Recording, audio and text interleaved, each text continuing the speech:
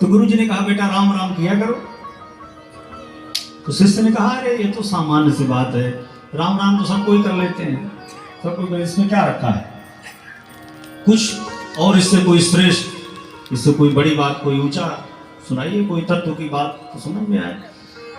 तो गुरु जी ने कहा कि तो फिर गीता का कुछ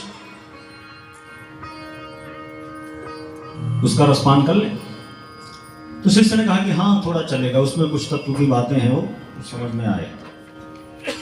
गुरु जी ने कहा कि आज हम लोग महात्मा की कथा कर लें और कल फिर गीता की व्याख्या होगी। तो गुरु जी व्याख्या करने लगे। सर्वोपनिषदों का वो दुग्धा गोपाल नंदना, ये सारे उपनिषद शास्त्र जो भगवत प्रेम के रूप में प्रकट हुए हैं, और ये भगवान के भक्त गाय के बछड़े की तरह है, जैसे बछड़ा गाय से दुग्ध का दोहन कर लेता है, उसी प्रकार भगवान के भक्त कथा सत्संग कीर्तन के माध्यम से अपने प्रभु का स्मरण चिंतन करते हैं, उनका प्रेम पाते हैं। वाह वाह। शिष्य ने जब गुरु जी व्याख्या करें तो शिष्य कहे वाह वाह गुरु जी बहुत सुंदर। तो गुरु जी भी सोचे कि शिष्य को बड़ा आनंद आ रहा है, इसको बात सब समझ में आ रही है। तो 1 घंटे की जगह 3 घंटे कथा चलती रही। कथा जब पूरी हुई, शिष्य ने कहा गुरु जी बड़ा आनंद आया। गुरु जी ने कहा कि 3 घंटे की कथा में कहीं कुछ समझ में ना आया हो तो पूछ लो। तो चेला कहा कि हमको ना समझ में आए, आप कम समझाते थे, हम ज्यादा समझते थे। तो गुरु जी ने कहा कि फिर भी गुरु जी का आखिर मान तो रख लो, कुछ जो समझ में ना आया हो तो पूछ लो, इसमें संकोच की क्या बात। तो उसने कहा कि गुरु जी और तो सब समझ में आया, पूरा आप जितना बताए सब पूरा समझ में आ गया, लेकिन एक चीज समझ में नहीं आई। क्या? आप बार बार चर्चा करते रहे कि 2 गधा गोपाल नंदना है, तो ये गीता में 2 गधा कहां से आ गए?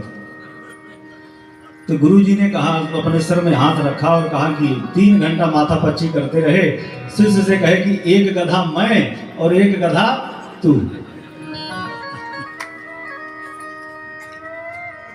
तो जो धर्मशास्त्र की बातें हैं, यदि हम अपनी बुद्धि से समझने का प्रयास करते हैं तो उसी तरह महाराज गधे वाली हाल हो जाती है। तो ऐसा हाल ना हो, भावपूर्वक। बाबा तुलसीदास जी ने जो कहा है कि हम चाहे एक क्षण बैठकर भगवान की कथा सुने, चाहे सारा दिन करें। अच्छा, गृहस्थ जीवन में एक बड़ी विलक्षण बात है। गृहस्थ जीवन के लिए कुछ प्रभु ने छूट दे रखी कि हम अपने घर गृहस्थी का कार्य करते रहें, और थोड़ा सा भी समय यदि हम निकालते हैं, भगवान का भजन करते हैं, तो उन सन्यासी महात्माओं से पहले हमारा कल्याण होगा। जो सन्यासी महात्मा अपनी जिम्मेदारियों से दूर होकर और फिर भगवान का भजन करते हैं, तो प्रभु ने कहा कि मैं उनसे पहले गृहस्थ वालों को दर्शन देता हूं, उनके ऊपर प्रसन्न होता हूं। एक बार नारद जी भगवान नारायण के पास पहुंचे, यहां वहां सब जगह भ्रमण करते रहते। जब पहुंचे प्रभु के पास, प्रभु ने नारद जी से मनोविनोद करते हुए पूछा कि नारद, ये बताइए कि इस संसार में हमारा चिंतन स्मरण, हमारा नाम सबसे ज्यादा कौन लेता है? तो नारद जी ने कहा कि प्रभु हम तो 24 घंटे आपका नाम लेते हैं, हमसे ज्यादा नाम कौन ले सकता है? प्रभु ने कहा नहीं, जाओ देख कर आओ।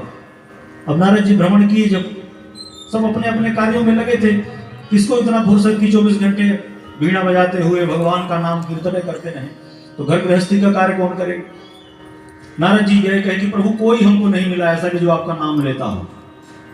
अच्छा, प्रभु ने कहा कि